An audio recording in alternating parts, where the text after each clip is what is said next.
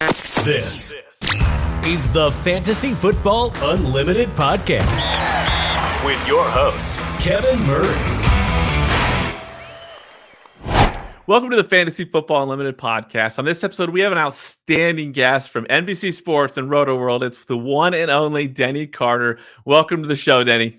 Oh, man, thank you so much for having me on, Kevin. I saw at the end of that intro clip, I saw Matthew Berry on your show. So, fellow NBCer, it's good to see.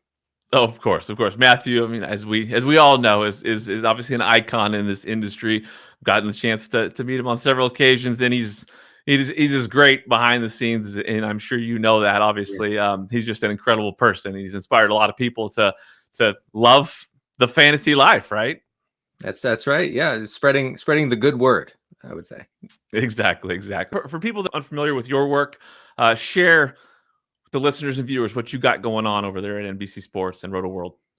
Yeah, so started with NBC Sports in 2020, and as on a part-time basis, and then went full-time in 2021.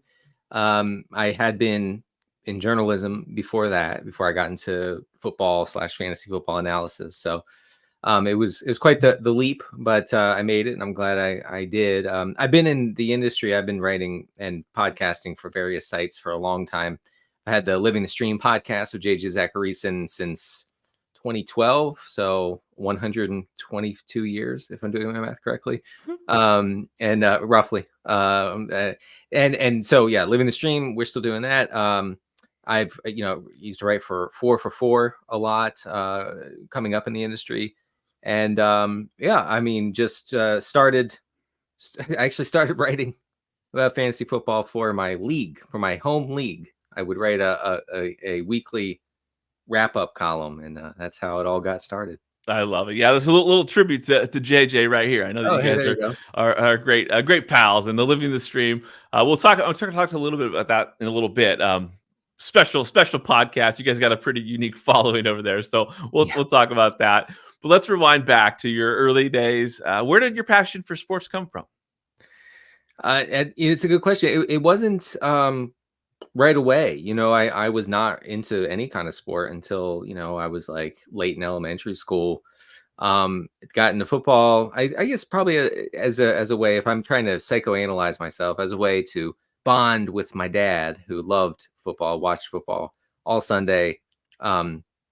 This is before Red Zone even, so he would set up TVs on top of each other and just watch through satellite. And the Zoomers don't know what a satellite is, but trust me, they used to work. And so yeah, I started watching. When I was about 10, I became a diehard Dolphins fan for some reason. The reason was Dan Marino. That's the reason. And then just went from there. Got really into football. Played it a little bit. So I want to say to all the haters online, when you say, "Oh, you never played the game," I played the game. I played when I was 11, 12 years old. All right. So don't. It counts. I didn't play in college like all you guys, but I did play in middle school. I love it. So do you have favorite players aside from Dan Marino growing up, like across the sports spectrum? Yeah, I used to write fan fiction about Dan Marino, where I would actually write game stories of them beating teams in the Super Bowl to win the Super Bowl. And sadly for Dan, who I could have met at the Super Bowl this past year, and I passed up on the opportunity, Kevin. What was I thinking? But unfortunately for Dan, it remained fan fiction, and they never won one. Some other players I was really into outside of the Dolphins, because I'll just say I was into everybody for the Dolphins. I guess I was weirdly into Jim Harbaugh when he was quarterback for the Colts. Okay. That was strange, but yeah, I definitely was. I loved Marshall Faulk. I guess they were on the same team actually, so maybe I just had a thing for that mid '90s Colts team. Yeah. I don't know. I'm trying to come up with that. With of course Jerry Rice. I for some reason I thought of myself as a receiver, so I would grind Jerry Rice film, aka watch a VHS of Jerry Rice's greatest moments. Pretty spectacular player, that's for sure. For those young people out there, he was pretty good. All the hype, right? Yeah, Google Jerry Rice. Yeah, exactly. Oh, so, you have his jersey behind you. It's right there. So I respect that answer for sure. So as a sports fan, any heartbreaking moments that you experienced? Like what was the worst one for you? There are so many, because like Hootie from Hootie and the Blowfish said long time ago, he said the Dolphins make me cry. And he wasn't talking about the Dolphins in the sea, folks. He was talking about the Miami Dolphins. He's a big Dolphins fan, the Hootie guy. And Darius Rucker is his name. And I remember listening to that as a kid. And remember, no internet, so you can't just instantly look it up, right? I mean, very, very limited internet, I should say, right? So you can't just say, oh, what is Darius Rucker talking about in this song? But when that lyric came on, the Dolphins make me cry, I was certain. I didn't have to look it up. I was certain. I know that that's about my Miami Dolphins, because, brother, they made me cry. I actually produced tears on multiple occasions because those guys broke my heart. We storm into the postseason, right? 12-4, 13-3. Good defense, no running game to speak of, but that didn't matter. It was a great pass offense, and we would completely choke in the playoffs. So that was a heartbreaking team. Lots of missed field goals at the end of games. Man, Kevin, that was rough. And a shout out to Hootie. He's a fantasy enthusiast, correct? That's right. You know what? I was trying to connect the dots. I actually think that Darius Rucker maybe did something with Matthew Berry at some point in some recent seasons, and if I'm remembering correctly. But yeah, I mean, look, if you're into football, you're gonna be into fantasy football. There's no way around it. Yeah, especially these days. How about as a sports fan? What was your favorite moment of all time that you can remember? Oh man, as a football fan or sports fan? Sports fan. Okay. So I was a bandwagon Blue Jays fan back in okay. Like, no reason I should have been rooting for them. I mean, my friend was from Canada, so he was into the Blue Jays. I followed suit because, hey, it's easy to root for a team that's winning the World Series every year, right? And I remember Joe Carter's World Series winning home run, the only one in history, I believe, still, in 1993. I was supposed to have gone to bed. My parents told me to go to bed. It was very late, and I turned on the TV in my room on mute or whatever, and watched the grainy footage of Joe Carter beating the Philadelphia Phillies with a 9th inning home run. That was and I started screaming, running around my room, blowing my cover that I had stayed up. Of course. It didn't matter at that point. I love that. That's I can remember that. Yeah, it was kind of a line drive, sort of hit, just cleared the left field fence. It's one of those moments you can't believe it when it's happening. You're like, no, it's not going to end on this home run. No way. And then he's jumping up and down, throwing his helmet. Man, what a great moment. I love that. I love great sports memories. It's great. So when did you decide to dive into sports journalism? Like, was that something as a kid you always wanted to get into, or was it like just journalism based? Where did that come from? Yeah, well, I've always been a writer, and for better or worse, and so naturally, I think you get into sports. Anything I get into, I want to write about it, right? Like over the past couple of years, I've really gotten into golf analytics, so I've been writing about golf analytics for NBC Sports, which is great. Which I don't know if the work is great. I enjoy doing it. So that it's sort of a natural combination of things. In high school, I would write game stories for for NFL teams. So the Dolphins, for Washington, for the Ravens, whatever. And I would write game stories and distribute them to my classmates for some reason. So I've been a poster for a very long time, it seems. And then I wrote for the school paper. And then, so journalism was kind of a natural thing for me going into college. And I will say, like every other guy going into journalism, you thought, okay, well, I'm just going to be Tony Kornheiser now. I'm going to be, I'm here at the university to instantly become a world-renowned sports columnist. Thank you for that. And that's not the way it goes. You're covering high school baseball. Okay. In the dead summer, you're sweating so hard. It's filling up your notebook with sweat, right? You can barely write on it anymore. You're covering soccer games in the freezing fall season, whatever. You have to do a lot of kind of grinding work to get up there and show what you can do. So I did that. I wrote a lot of sports related stuff, but I didn't go into sports journalism coming out of school. I went into community journalism, and I worked for a paper called the Gazette, which was a very small paper. It's now defunct, like every other newspaper in the world. I really kind of what's the phrase? Cut my teeth there. A lot of great experience there. Good. And you've also authored some books, right? You got fantasy football books. You've got political satire books, of course, right? It's some horror books, right? Now, talk to me about that. I do. Yeah. No, thanks for. I guess you stumbled on my Amazon page. If folks want to check that out, it's I write under the name CD Carter. If you want to check that out on Amazon. Yeah, I from like 2010 to 2014, I wrote a lot of horror short stories and short story compilations, collections, I should say.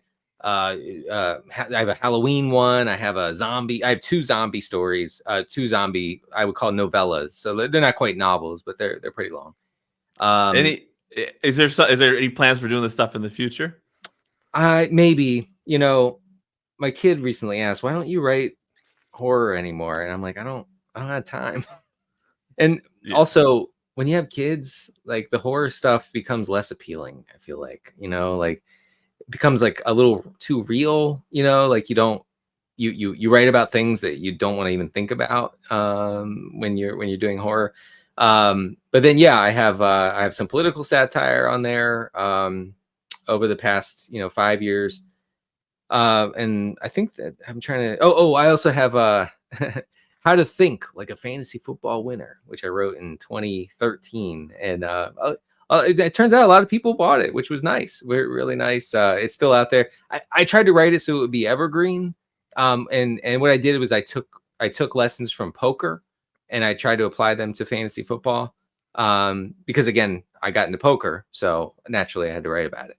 Of course. So I think you could pick it up and read it. There are a few dated references to guys like Calvin Johnson and I'm trying to think of who else. I was going to say Tom Brady, but he played until 15 minutes ago. So, How to Think Like a Fantasy Football Winner was fun to write. I love that. So when did you discover fantasy football, fantasy sports? I did it as a favor. 2005, I was working at the Gazette, and the sports editor, a guy named Seth, was like, hey, we had someone drop out of our fantasy football league. Would you like to join? And I was like, yeah, I mean, I know a lot about football, so I'm going to be instantly great at this. So yeah, no, it's no problem. Of course I'll join. And I'm going to win, by the way. And I was terrible. I mean, or like horrific. Like I think I finished 12th out of 12. Right. And, that like lit a fire under me. Like, wait a second. You're telling me that football knowledge doesn't translate to fantasy football success? That's what you're saying? And that drove me nuts. So I really pursued it. I really got into it. And back then the plethora of information that we have today, it wasn't available. So you had to really, really dig. I'm looking right now at my bookshelf. I have books. I have like 6 fantasy football books that I ordered online back then. Because that was the only way to feed that need to improve, right? So that's how I got into 2005, and I guess at some point I got okay at it, and went from there. I love it. So, do you remember whose content you consumed back in the day? Like the first time you were kind of aware of some of the analysts out there? Yeah, that's a good question. Definitely Matthew. Used to kind of set my watch to read his column when it came out on ESPN. Chris Harris was another one where I would, sit there and refresh the page, refresh. Right. Where's Chris's column? And now I'm friends with Chris, which is awesome. And I told him that, he thought I was crazy, but Brad Evans for sure. Evan Silva a little later on in the process. Evan's matchups column was like groundbreaking at the time. There was nothing else like that. I know that people probably can't wrap their heads around it because there are 487 matchup columns now where every aspect of every game is poured over, but there was one back in the day and it was awesome, and it was Evans. I love that. So what did you love initially with fantasy? What was it that hooked you? Oh man, I think it's like golf, where if you make one good decision, that'll keep you going, like say you're agonizing over like who to play in the flex, right?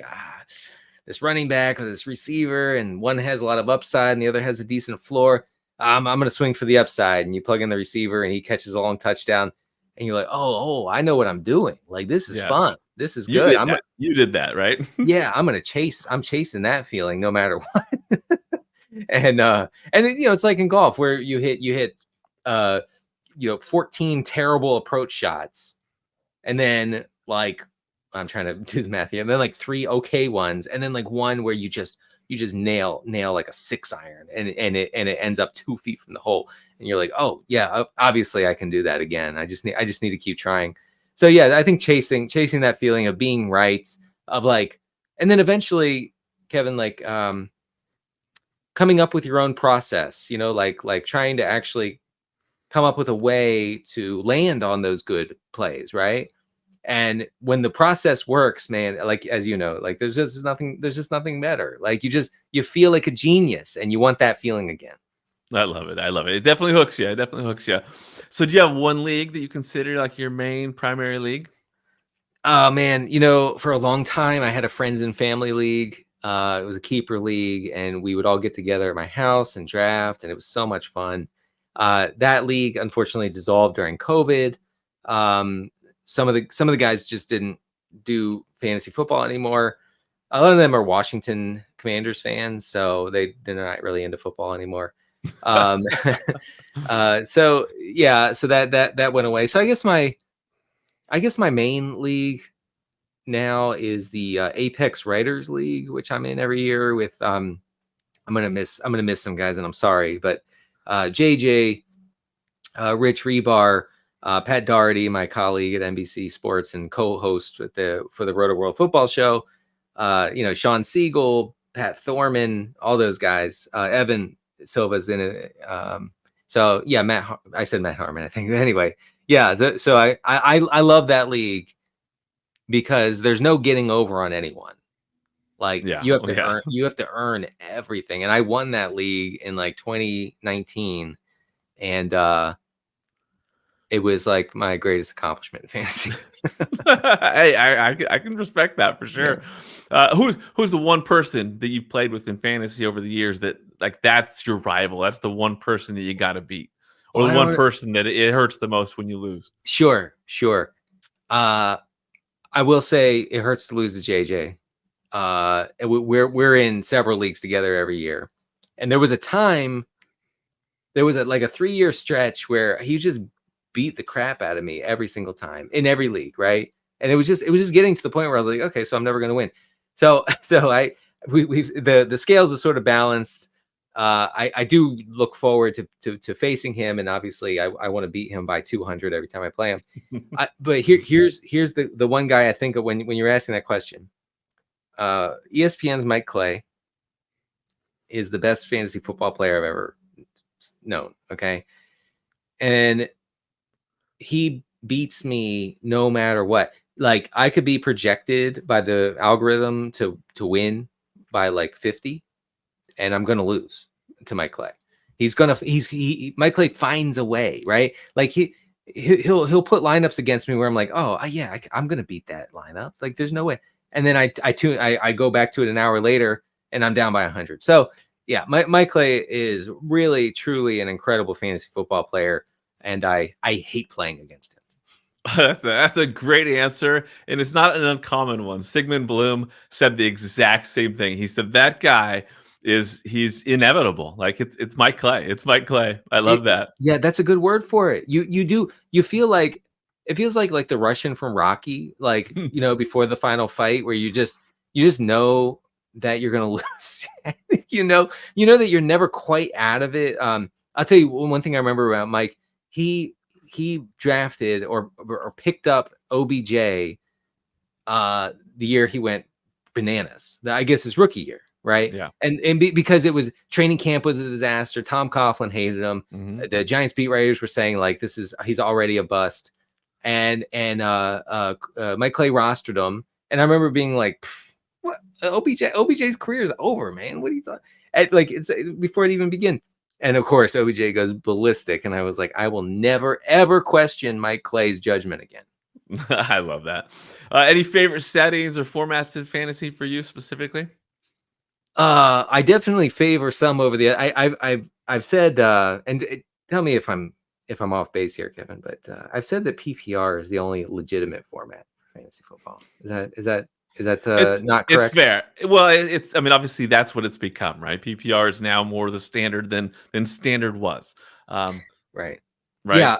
I mean, I don't mind half PPR, but I don't know. There's just like we're playing a game within a game, and so if I get the same amount of points from a 1 yard reception as I do from a Derrick Henry 10-yard rumble where he breaks 4 tackles, that's okay with me.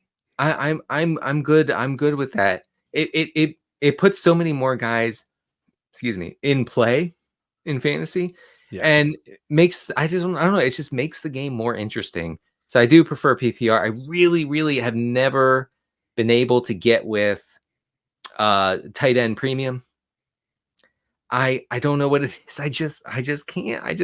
Like I hate the tight end position.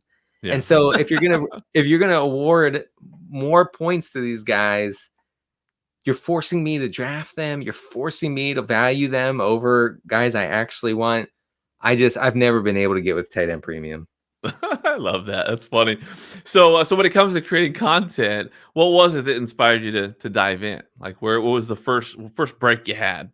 Oh, that's it. Wow. Yeah, I mean, you said that you were doing stuff for your league, which I mean, that's amazing. I can respect that so much. But what was it that made you turn it outward? That's a great question. Yeah. Well, I would read a lot of stuff online from fantasy analysts, and I just at some point, you look at it and you go, oh, I can do that. Yeah, like I could definitely do whatever they're doing here. And so there used to be a site called The Fake Football run by a guy named Chet Gresham, and Chet's still my friend today. And I submitted an article on a running back named Isaiah Peed, who was Steven Jackson's backup, basically, in 2011, I want to say. And I said, hey, watch out. Steven Jackson's getting old. This rookie's going to come in and take his job. It didn't work out that way, but Chet was nice enough to take that. And somehow I ended up writing a streaming defense column for Chet for The Fake Football that season. And it really caught on. I mean, at least as far as like my small following went at the time, like it really caught on. People were really into it. I got into it. And I focus all my energy on streaming defense. And that's why I do, if I can just give some advice to the folks listening. If you really want to get noticed, you need to not pretend you're an expert on everything. And maybe just dive into like one niche and show that you can be good at that thing.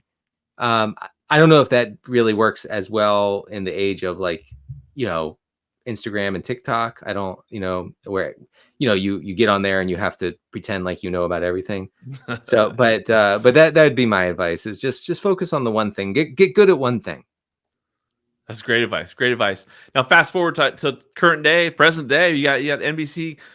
What's it been like working with Matthew Berry over there and the team at NBC Sports and Rotoworld?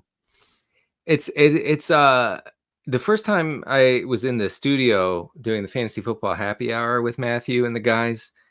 It was a little surreal because like not that long ago, I was just like a fan reading his columns, and Yeah. to be on TV with him, and I'm like, oh, this is something. This is something I didn't see coming. But you have to be in that moment and kind of forget that part of it, or it'll become overwhelming. And the once you get to know somebody a little bit, that air of like superhero air, like that kind of drifts away. It's happened with me with people I've met, who have wanted to work with me or whatever. They're like, oh, well, you're just a regular guy. Yeah, I'm just a regular guy. So that working with Matthew has been cool. And I was actually I was telling my wife when I got back from a recent trip from Stanford that following Matthew's lead on air is the best thing that I can do. Like seeing how he works the camera is pretty incredible. And you watch Matthew on Sunday Night Football, right? Mm-hmm. And I think he does an amazing job. Yeah, and you're just like, I watch it, and as someone with some on-air experience, I'm like, wait. How did you just do that whole segment without stuttering once, without making one slip up, without waving your hands wildly? Like it's just like that kind of discipline is something, you hope to learn one day, but it's a really good example. Yeah, that's for sure. Now, talk to me a little bit about living the stream, that experience with JJ, the unique audience that you guys have there. Talk to me a little bit about that. We do have we have a unique audience. It is a relatively small, hardcore audience that many have been with us, Kevin, since day one. Since 2011. They've watched us go from guys who had just recently been married. I was in my mid-20s. That means JJ was in his early 20s, and to fathers. Now JJ has 2 kids. I have 2 kids. My son is going to be 12, and my daughter's 8. So it's really something for that same audience to know you for that long. And it makes the show unique because it's not just us getting on and being like, hey, think about playing Tyler Conklin this week. Like that's not really what they're there for. I mean, yes, we do give advice and we give streaming recommendations and stuff like that, but based on opposition matchup, as the song goes. But really it's about that connection to the audience and them knowing us so well that they can ask questions of us that generate entire segments of the show. Right. So it's almost like they're doing some of the work for us because they give us the fodder that we need to do the show and make it interesting. I love it. What's been the most rewarding part of your experience in the fantasy space? I think when younger folks, I mean, I'm talking like I'm 80 years old, I'm 40, but when younger folks will approach me at the Fantasy Football Expo or another sort of gathering, and they'll say like, I read all your work and I try to kind of base my writing or analysis on what you do. That's a huge compliment because I've done that same thing with people I've admired. Right. It's important to be your own person, but it's also important to see what you like, and see what works for you as far as like a process and how to convey information. And if you have to kind of copy somebody and do what they do, that's okay. That's okay. I think a lot of great writers and filmmakers and musicians have done that same thing, over the generations, is like they take from what they like. And so you should do that as a writer and as an analyst as well.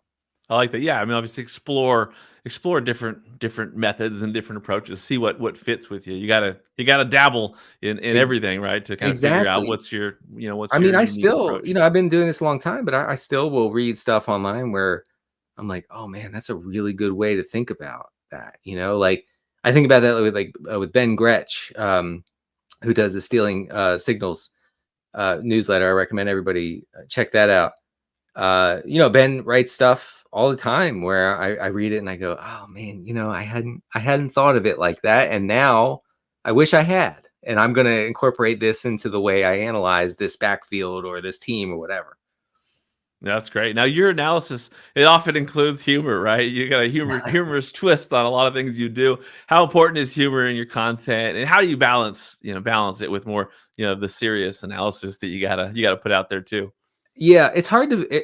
I will say it's hard to be funny with the written word. Like it's hard to make people laugh. Just writing it. It's easier to do it if I'm doing a video or a podcast or whatever. That's easier, but I do try to incorporate humor into my writing because I mean, like I know that we invest a lot of time and money into this thing, into this game, and that's I've been doing that for a long time. I will say though that I don't think we should take it so deadly seriously all the time. Like for instance, Kevin, like I don't have it in me anymore to fight with someone on the internet about a player or a team or an ADP. I'm not doing that. I'm sorry. Like I used to do that. Oh, I used to do that so much. I used to live for that. The dopamine rush would be amazing. But no, I'm not doing that. So, to put humor into a football column, I think is a good way to, kind of dilute the game. Okay, like we're playing a game within a game. We're playing fantasy football. Okay, so let's remember that. Do you have an all-time favorite troll out there that you experienced, or an absurd experience that you've experienced in fantasy? There are like 20 or maybe 30 plus parody accounts of my Right. CD Carter 13 account. That started 10 years ago or more. So I don't know who's doing it. I don't know who did it. They're not very active anymore. It got a little weird. It got a little weird for a while where and here's the worst part is that sometimes my parodies would reply to big names, right? For like NFL Network or ESPN, and those people not looking closely, and I don't blame them, they would think it was me. Oh no. And so the parody would say something like snarky or like mean spirited or something, and they would be like, "Wait, what? This Denny guy is like coming after me?" And then I'd have to repair that relationship. Oh no, it wasn't me. I don't control those, and that's another thing. People, oh no, you control all of them. I would be certifiably insane if I was controlling 30 plus parody accounts. That's just not happening. If you think that, then you need to be as far away from me as possible. I'm a dangerous man if that's true. There's got to be someone out there that's blocked like 10 CD Carter accounts, right? Yeah. No, it's I mean, it's funny in a way, and then it also got a little weird. For sure. Now let's talk a little bit about the fantasy community. How much have the relationships you've built over the years with people in the community, in the industry, meant to you? I mean, I've been in the community since it was born. I don't know if I was like one of the originals, but I was pretty close. So since 2011. So it has meant a lot to me. I've made friends that, are I count as some of my closest in the industry. And I have my job because I decided to join this online community a long time ago. Otherwise I would be doing something else. Who knows what I'd be doing? I'd be a local dog catcher or something. Nothing against dog catchers. I'm sure they're fine people. So I guess I owe, my whole professional life to being in the community, making those connections. And really, I mean, yes, it has benefited me, financially, business wise, whatever you want to say, but really it's the personal relationships that you make. And I do treasure a lot of those relationships. Like any community, there have been conflicts and whatnot, but overall, it's been a very positive experience. How about the Fantasy Football Expo experience? I mean, obviously, it's got to be weird to go there for the first time and meet so many people, in real life, right? It was, you're used to being on the computer, just seeing avatars, and not really knowing who's who, and then you see you meet people and they're, oh, hey, I'm like, FF Annihilator. I'm like, oh yeah, I've known FF Annihilator since like 2012. Yeah. Nice to meet you, Jerry. I don't know. I'm just making up names here, but yeah, good one. Yeah. So that is a strange thing, but a very cool thing. It's a cool thing to be, in real life. Turns out that we don't just exist on the computer. And honestly, the discussions are better in person, right, than they are on the computer, because everybody's a keyboard warrior at some point. For sure. And those discussions at the expo are most of the time not even fantasy football related, right? Yeah. Yeah. No, but I didn't talk about fantasy once at the expo last year. Like it didn't even come up. Honestly, like, between you and me and the audience here, I'd rather talk about anything else in person, like let's not talk about Tyler Lockett's ADP, for the love of God. I already do that all the time. Yeah, no, the expo, highly recommended event. If you haven't been, definitely make sure you get your way to Canton, Ohio every August, because it's spectacular. Most people that go, everyone that I've ever known that's gone, they want to go back. So highly recommend it. No, it's a lot of fun. I did karaoke one year. That was fun. Yeah, you did. With Eric Froton, one of the greatest performances at the expo when it comes to karaoke I've ever witnessed personally. I appreciate it. Yeah, we did Under Pressure by Queen and David Bowie, and I took the Bowie part. He took the Freddie Mercury part. And of course, Froton just killed it. I was just kind of doing the background vocals, but he made it easy. I can't believe he convinced me to do that, but I'm so glad he did. Yeah, legendary stuff for sure. I definitely played a role in tweeting that out there, because I captured some of that great footage. Nice. So. So let's dive into some rapid fire questions. I'll just throw out some questions. Let me know what comes to mind. Your answer doesn't have to be rapid, but whatever comes to mind. What's the 13? What's the 13 in the CD Carter Twitter? Marino, handle? Brother. Okay, there you go. It all comes together. I love it. Yeah, No, I still have like 6 Marino jerseys that fit, and somehow, and yeah, they 13 has always been my number because of Marino. There you go. I mean, as good as it has ever played in this game of football, Dan Marino, for sure. I mean, you look at his 1984 highlights, and I mean, if the 84 Marino could be transported to today, he would throw 70 touchdowns. 70 touchdowns, 8,000 yards. Yeah, right. Just never before seen numbers. I'm convinced. They'd definitely be playing 0 RB for sure. Oh yeah, no, they wouldn't run the ball once. Thank God. No, not once. So with reference to low T, do you ever get your testosterone checked? What happens if it's high? Like, do you have to change everything? That's funny. Yeah, I guess that's a long running bit that I've done. Because drafting a lot of receivers early, which is something I've done for a long time, is largely considered like not tough. Like, if you're drafting running backs are tough, right? They deliver punishment. They bull their way into the end zone, right? And wide receivers are kind of divas on the sideline, making like toe tap catches and whatnot, trying not to get hit too hard, this and that. Okay, so I think there's the nature of those positions makes it so that you can say, oh, like, you started your draft with 4 receivers, that's low T. So that just for context. But I have never had it tested, but I was thinking about doing, because I'm 40, like I said. And maybe it's a good time. Should I do that? I mean, let's do it. I think it'd be great content.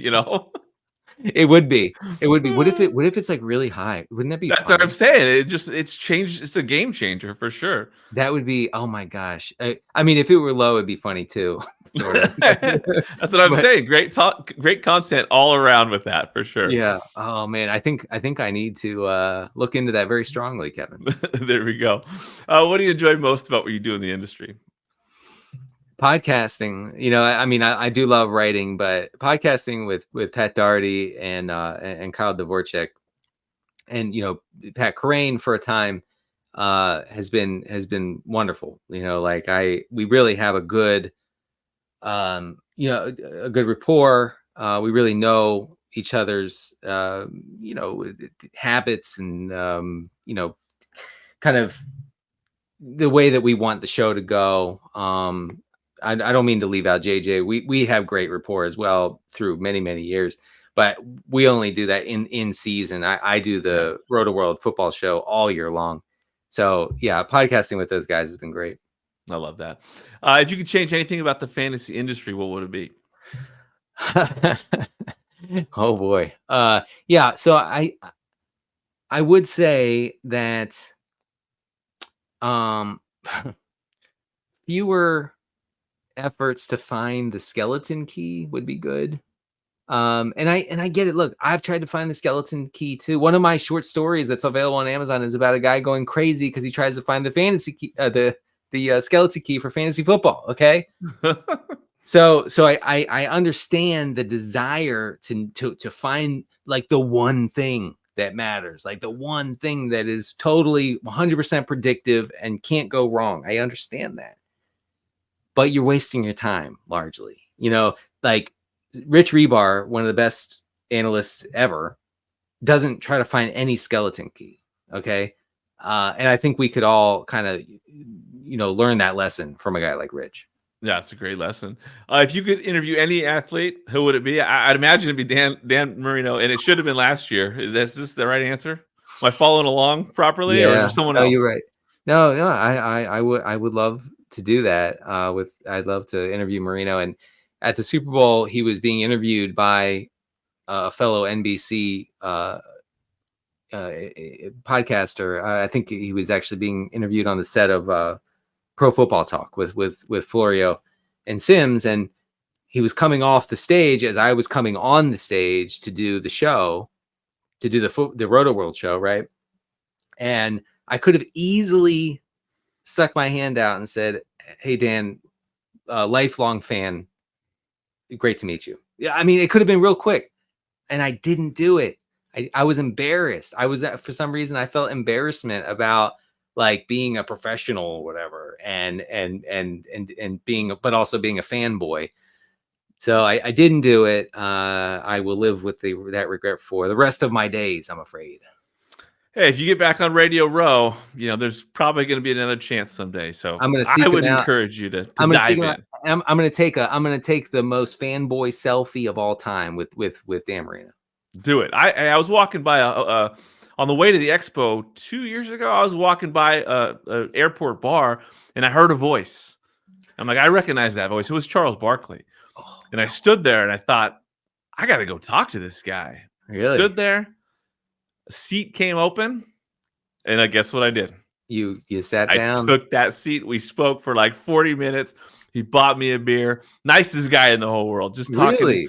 Asking me every single question on the earth about me, my family, my work. I mean, just everything. He was just the nicest guy, and that was an experience. If I would have passed on that opportunity, I wouldn't have had it. So absolutely no. Can I tell you an embarrassing story I had with I want to hear it with an athlete at the Super Bowl? We interviewed Jalen Waddle and Braxton Berrios, Dolphins, and we were tasked with coming up with one question for each guy. So my question was to Waddle was, hey, in week 2 last year, you guys beat the Broncos. It was 70 something to 10, or like it was like the most lopsided victory in modern NFL history, right? I was like, so how did that feel to be part of that offense? What's coming here. Yeah, I know. How did that feel to be part of that offense? Like everything's clicking, everything's going right. Like, how did that feel? And Waddle takes the microphone and he goes, I actually wasn't playing. I was actually out in that game for that game. And I was like, yes. Oh, of course you were. That I knew that. I was just seeing if you remembered, so I tried to cover my tracks. I love that. See, that's fun. That's fun. It's good to have stories like that. You learn from experiences like that, right? Yeah, right. I should have simply gone to his Pro Football Reference page and said, you know what? I want to make sure that Jalen Waddle played in this game. That would have saved me some embarrassment. I love it. Now you do love golf. Can you put together a golf fantasy football golf foursome that you'd love to play with? That's a good one. That's a good one. So I would say Pat Doherty, but he doesn't play. So I'm That could be fun though. That could be fun. Oh no! Playing with somebody who's hasn't played. No, I don't know. Okay. We're I'm serious. sorry. Sorry to Pat. Sorry to Pat. This foursome is serious. Okay, I got it. I mean, it's something, you got to be able to advance the ball. Okay. That's pretty much it. Yeah. JJ plays some, I think. So we'll get JJ in the mix here. Man, I'm struggling to come up with other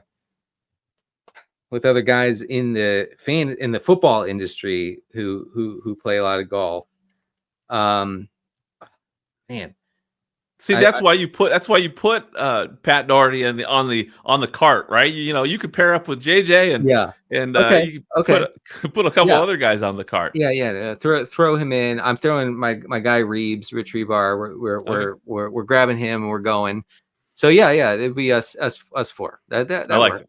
Yeah, that'll be a good time. I think Adam Rank would be a fun one because he's a Adam does play. I've never met Adam, but I would love to play with him. Yeah. I love that. How about an all-time favorite TV show? It's between X-Files and Twin Peaks. Okay, Twin Peaks. Yeah, so my neck of the woods. I like that. Yeah, right. Lots of trees. in Twin Peaks, Eastern Washington. Yeah, so Twin Peaks is definitely a very extremely weird show, and at times it's not good. But overall, it's like one of the more amazing things I've ever seen on TV. And I've seen the X-Files series, which is like 11 seasons. I've seen that 5 times through, Kevin. That's an impressive run. That's a lot. If I would have just like read during that time, I could have read like every book ever written. Ever written, for sure. How about an all-time favorite movie? I'm gonna go with kind of a chalk option here and say There Will Be Blood. Okay. Do you have favorite comedians or comedic actors, given your propensity for humor? Kevin, I wish I did. I don't love comedies. I like horror movies. I like dramas. Okay. I love sci-fi, but I don't know. I'm trying to think of like comedic actors who make me laugh. Jason Bateman. Okay, that's great. Yeah, I like that. That's a good one. That's one. What's your favorite horror movie? Oh, I mean, again, chalk answer is The Shining. Okay. Which is probably the greatest horror movie ever made. Very, I'm obsessed with 80s slasher films. So like Halloween is the original. Well, it's one of the originals, I should say. Yeah. Like Friday the 13th. Those are all up there for me. I'm trying to think of like a dark horse. And there's a movie that was made about 20 years ago called The Descent. Okay. And that movie will scare all the bejesus out of you if you watch it in the dark by yourself. Okay, I'll take note. Do you have a favorite artist, band, musician over time? I'm a David Bowie obsessive, and again got into Bowie big time after he died, and then started writing about him. And I've written like, I don't know, a dozen long form articles on his work. I've read several books about him. So yeah, Bowie is definitely my favorite artist of all time. As far as you say albums, so I mean, we'll just stick with the Bowie albums. I do think that Black Star, which is his last one, is probably going to go down as one of the best albums of the 21st century. It might already be. I mean, I'm just being a Bowie fan here, but Black Star might already be the best album of the 21st century. So if folks want to listen to one, try that one. And you know what? There's a lot to try because it's 50 years of music making. Also try the album called Heathen if you're trying to get into Bowie.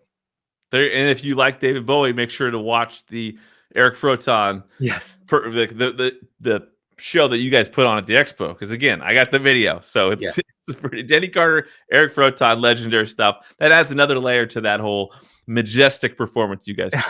David Bowie, there we go. What's the best piece of advice you've ever received?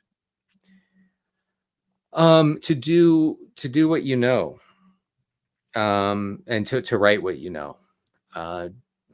It's how you produce good work. Is to study something, is to really have an understanding of it, whether it's an historical event or a sport or a statistic or whatever it is. It can be very granular. If you know a lot about it, that means you're passionate about it. That probably means you're passionate about it. And if you're passionate about it, it's going to come out in your writing. So definitely don't try to write something you don't know about. You got to know it before you start writing it. Yeah, and that's great advice, obviously, for the fantasy community. A ton of people out there that want to get more involved. So I love that advice. What are the most popular ways to own a lib in 2024? Let's see. You could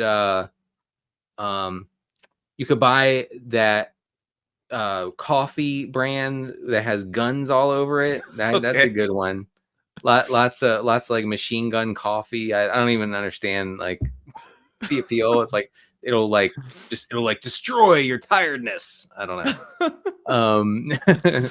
It'll kill your exhaustion. So yeah, I mean, buying machine gun coffee is a good one. I'm trying to think of what else. You could buy the Taylor Swift Eras Tour DVD and snap it, break it in two on camera. Be like, I paid $50 for this, and guess what? And then everybody's owned. They don't even know what happened. I love it. What are you most grateful for at this time? Oh, man, I'm grateful for a job that I wake up wanting to do, because I think, if you're old enough, you've definitely been in a position where you've woken up and you've not wanted to do your job, and having to look forward to Friday, having to look forward to the weekend every single week. I've always found that super depressing. I'm not going to lie. When I hear like on like DJs on the radio be like, on a Thursday, they'll be, it's Friday Eve, or like, we're only 3 hours from the weekend. Like that to me is like, you hate your daily life so much that you are counting the minutes until you don't have to do your job. That's not, thankfully, that's not what I have in my life, and I'm grateful for it. I love it. Can you name a few people that have just had a huge impact on you during your journey along the way? Yeah. I mean, definitely JJ, someone who is just like a giant in the industry and has really helped me grow in a lot of ways, and challenged me as well. His analysis has been very sober-minded and good, and mine is not generally sober-minded. So I try to take cues from him. JJ for sure. Pat Doherty, definitely. I mean, he really was instrumental in getting me onto this team that I'm on, and helping me out in a lot of ways, for sure. And then I wanted to mention Bob Harris. I believe he still does the Sirius XM show. Bob, when I was nobody, when I had 1,000 followers on what used to be known as Twitter, he would have me on his show, and it would really, really boost my profile and help people to find me online. So I always appreciated that. Yeah, some great people for sure. Now you also, you're passionate about dad life, and you got any advice for dads out there? Yeah, I recently put the dad season show on hiatus because for a few reasons, but I'm going to keep up the YouTube page, the Dad Season Show YouTube page, if folks want to check that out. I think it's evergreen content. For sure. Talks a lot about parenting issues in the 21st century. My one piece of advice would be that even if you feel like you grew up okay, it's good to look back at your parents' parenting style and try to dissect that and define what really like could be better. what you could improve on as a parent over what your parents did. Not saying they were bad. Okay, they did their best, obviously. But we know more things, about kids, about the best way to relate to them, to talk to them, to communicate with them. And being able to use that information, I think, to improve on what your parents did is a pretty important step in making society just a little better. So yeah, if folks want to check it out, it's the Dad Season Show. It's on YouTube. I love it. That's fantastic. Anything else we haven't covered before we close things out? No, I that was very comprehensive, Kevin. I appreciate it. It was a ton of fun. Honored to have you on here. You can be at the expo this 2024. That's August? The plan. That's the plan. And I will drink no more and no fewer than 2.5 seltzers, hard seltzers, while I'm at the expo. So hold me to that. I will for sure. I'll definitely be looking out. Can you tell the listeners, viewers, where to find you? Yeah, at CD Carter 13 on the X platform, formerly known as Twitter. And then all my stuff is on Rotoworld. And I occasionally appear on the Fantasy Football Happy Hour. I will do that this season as well. That's on Peacock for the folks who subscribe to Peacock. And if you don't, what are you doing? You got to subscribe. There we go. Well, thank you so much for joining me, Denny. It was an absolute pleasure to have you on here. Can't wait to see you in Canton. Wish you all the best in 2024. All right. Thanks, Kevin. Thank you for listening to the Fantasy Football Unlimited podcast. Until next time, be sure to follow and subscribe to all of FFU's social media accounts for daily content.